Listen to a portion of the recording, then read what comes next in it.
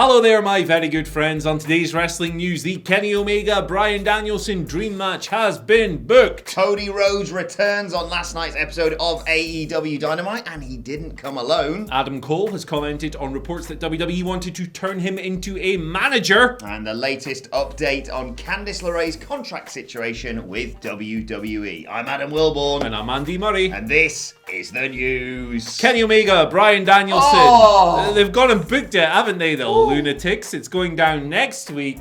I almost said Madison Square Garden, but that would be totally wrong. Dynamite Grand Slam in Arthur Ashe Stadium, New York City. The big match, the probably top of most people's dream match list when Danielson came in to AEW. It's happening. It's a non-title match. There was a big hot in-ring segment between these guys last night. Don Callis was there, being a carny POS as usual.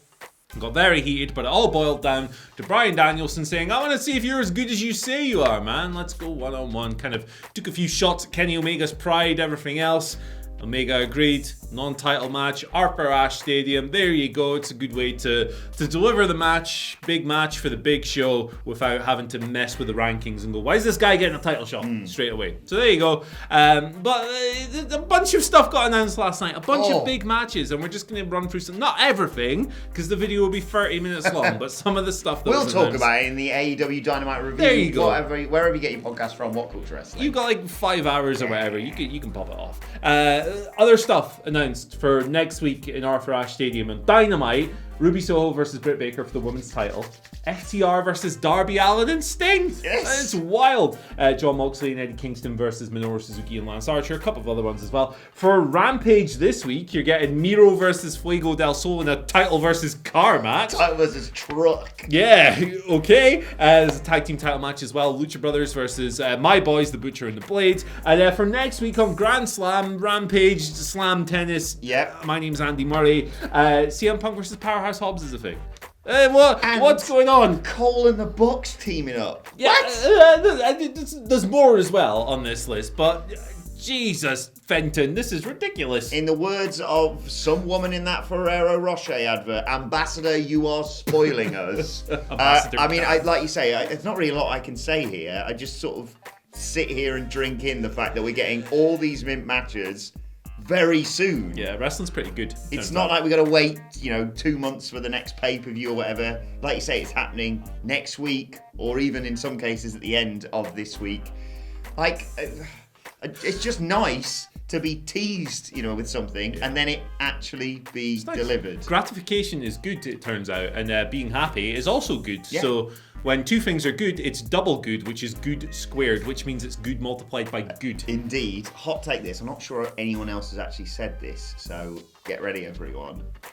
It's a good time to be a wrestling fan. Hey, you tweet that out, you'll get about 12,000 likes. Hey, newsflash. Cesaro's a good wrestler as well. Did you know? Bryan Danielson. It's not bad. Right. Anyway, let's talk Cody Rhodes. He is back. He returned on last night's episode of AEW Dynamite to save Rosario Dawson. Basically what happened is Malachi Black made his epic entrance, came out, was storming around the ring, cutting a promo, and then he spotted actress Rosario Dawson, star of Men in Black 2. Amongst other things. I don't know why that one popped into my head, but still, Men in Black, one of the best film franchises of all time. Fight me, it's better than Lord of the Rings. Oh, they are going to fight you. What was I saying? Oh yeah, Malachi Black confronted her because she was wearing the Nightmare family gear, basically, and that was infuriating. So he came down, confronted her. Cody Rhodes returned through the crowd. That distracted Malachi Black. Rosario Dawson jumped on Malachi Black's back and started choking him out. In the end, it was Black and Rhodes brawling through the crowd. There's even footage on Squared Circle and social media of them brawling all the way through that arena, and they are going to fight on next week's episode of Grand Slam Dynamite as well. Great to see him back. Rosario Dawson, obviously the connection with the Go Big Show as well. We knew that when he was retiring, that was the reason he was actually going away for a bit, but it's always nice to have him back. Intriguing to see what they do next with him, because a bit of a mixed crowd reaction that he got the last few times. It's going that way for sure. I wasn't that into this whole deal. I don't know, it didn't really connect to the level I think maybe they had planned, and I've spoken about the retirement angle in the past. It's like, just do an injury, brother. Just like go, oh, my knee's hurt, I've got to go away for 6 years. Something like that would have been a bit more simple, a bit less melodramatic, I think. But look, if the end result is Malachi Black going over, like emphatically, preferably, because if you want to send him off the card, I think that's a good. And it's so nice for 2.0, who obviously main event of the show, so drawing people to this show, to pass that, niceness around, to get those eyes on some up-and-comers like your Cody Rhodes, like your Adam Coles. 2.0, they're generous. They're generous with this because they are that damn good. Yeah, they're giving, and now they run NXT as well. If the new apparently. is anything to go by, I think they bought it out actually. Hey, you want me to do my Tony D'Angelo impression or no? Hey, schmucks. Honestly. He's won the war, ladies and gentlemen. It's over. NXT is now a waste management organisation. Anyway, actually, the show... More on Braun Breaker in a bit, actually. Yeah, NXT 2.0 is great. Yeah. Let's move over. Adam Cole, what's he saying? Remember last week we sat here and we talked about that mental plan, that pitch that was going around to turn him into Keith Lee's manager, and it was like a Leo Rush, Bobby Lashley thing, and maybe they change his name because Michael Cole exists. Adam Cole... Adam Boom, gee whiz. That idea never made it to Adam Cole. So to be fair, right, Dave Meltzer made the original report on Wrestling Observer Radio, ran through this whole situation. He did say at the time that he didn't know if it had actually been taken to Cole. It was something he'd heard was the idea of Bruce or Vince from different sources. So what Cole has said here is kind of in line with that. Yeah. He's speaking to TV Insider. He has said the following. I personally never heard of anything regarding that. I touched base a little bit on how my meeting with Vince went really well. We talked for about 30 minutes. He had a lot of complimentary things to say.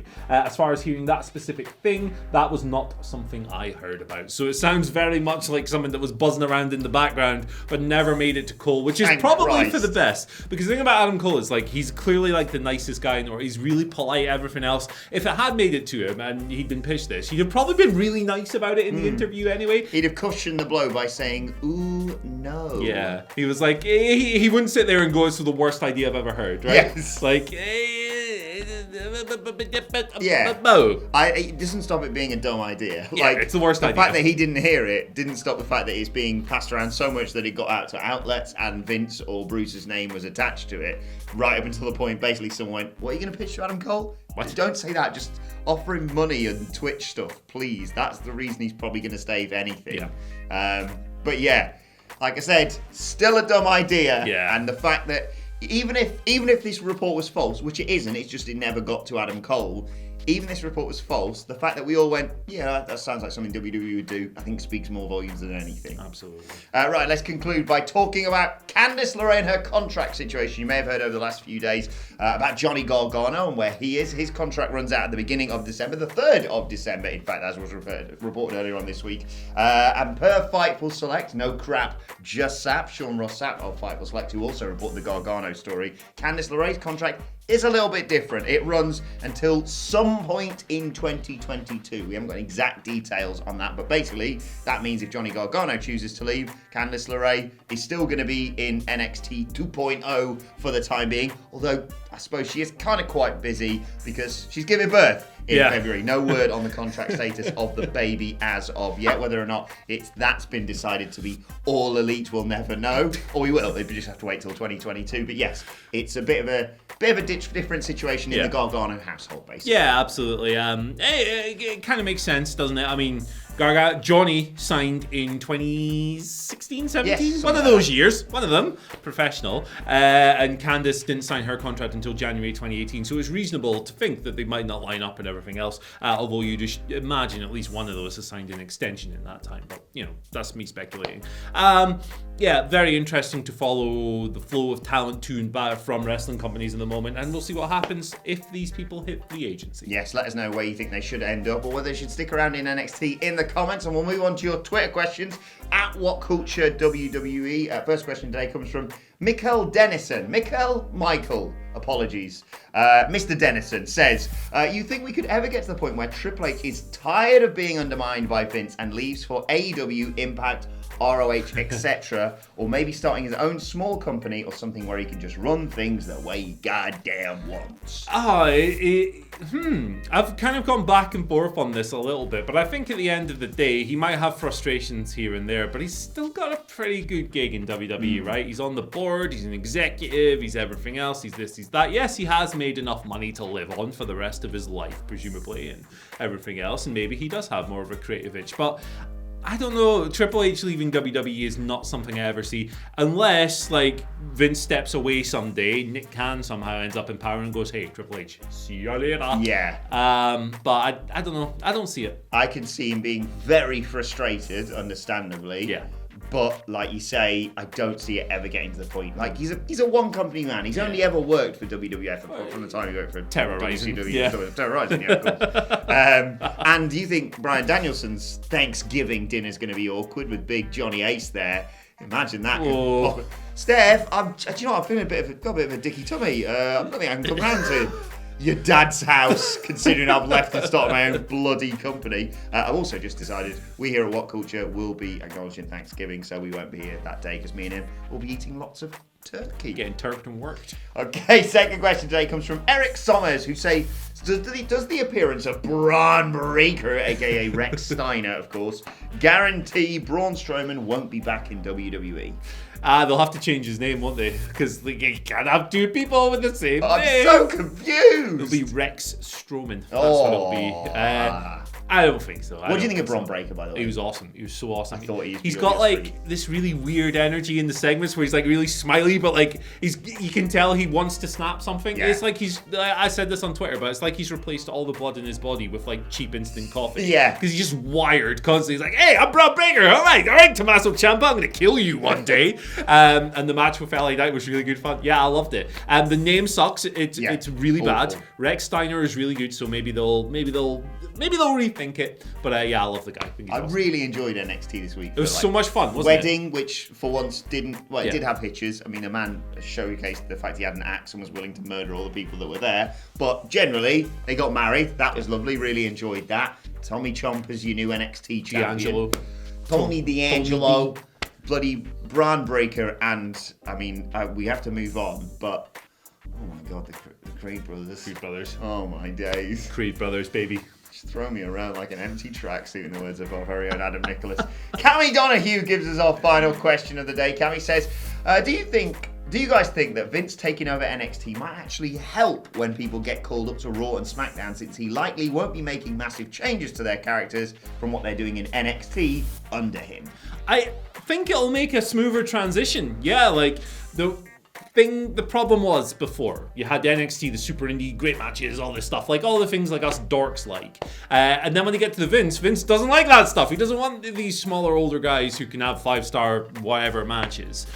So there was a clear disconnect. I think that this will put people in better steading for sure, because Vince will, ensure that these folk. Oh yeah, he'll ruin them before they get started. Oh yeah, there you go. But like, I don't think it'll make for a better product. Don't get me wrong, like long term. But I do think it'll make for a smoother transition, even though I think he was wrong with his attitudes towards certain people who've been called up. Absolutely, yeah. I just think they're just going to be, You'd be made in his image. There. Yeah, made his image in developmental rather than what you meant to be. No, but I can already see it now. I know we've pitched before Hook being involved in WrestleMania, but picture this: WrestleMania 40. I said this to Hamlet and he loved it.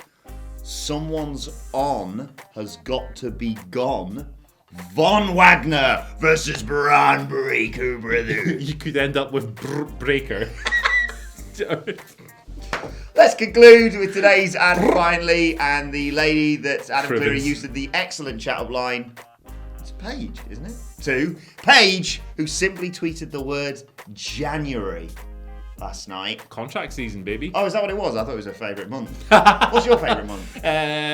December, because Christmas is great. Oh, Christmas party? Yeah. That's not long away, is it? Not long away at all. Woo! I would say October, because my birthday's in October, but Halloween's in October, and Halloween's rubbish. Spoopy. So. It's spoopy. Yeah, Halloween. spoopy. Shut up, you dorks.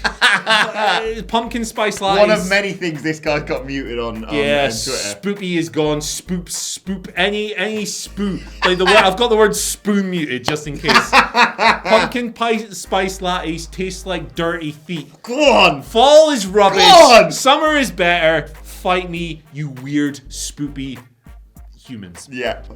We're going to have fun in the comments today. Yes, Go we are. August, I'll say, for my favourite month. Yeah, Halloween. Let us know your favourite month. This is going to be so random for people who click on and go like, 10 minutes into the news saying, why is everyone commenting their favourite month in the comments? I would really like April. Oh, we'll do it, and maybe we'll do a poll on Twitter and we can be asked.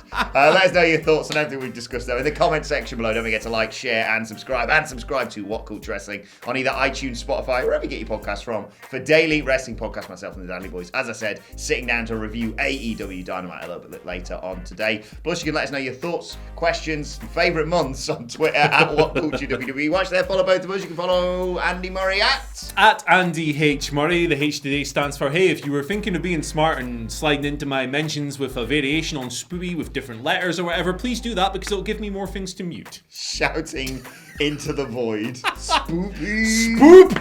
Follow me on Twitter at Adam Wilborn. Follow us all at WhatCultureWWE. But now, my thanks to Andy Murray. Thank you for joining us. And we'll see you soon. Spoopy. Spoop dog.